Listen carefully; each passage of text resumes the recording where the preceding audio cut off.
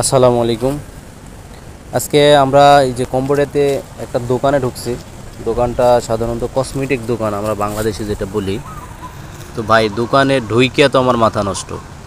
মানে এই দোকানে যে এত পরিমাণ মানে মালামাল কি নাই ভাই, সব আছে।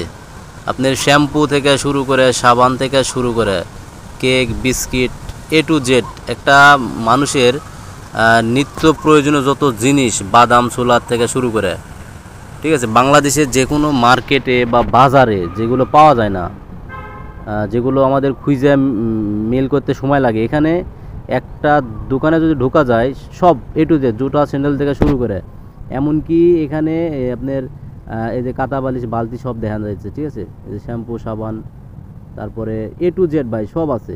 কি নাই এই দোকানে অ্যাকচুয়ালি সব আসলে মানে ভিডিও করাটা ওইভাবে ইয়ে না, ওদের কাছে অবৈধ, ভিডিও করতে দেয় না। এই যেগুলো সব বিয়ার মদ, ঠিক আছে, এ টু জেড এগুলো সব বিয়ার আর মদ, উপরে এগুলো মদ, নিচে বিয়ার। ওরা এগুলো ভিডিও করতে দেয় না দেখে তারপর আমরা করতে দেয় না। মানে কি নেয় ভাই, এই যে মদ, এটা দামাইলাম, এটা আপনার নেবে হলো $33।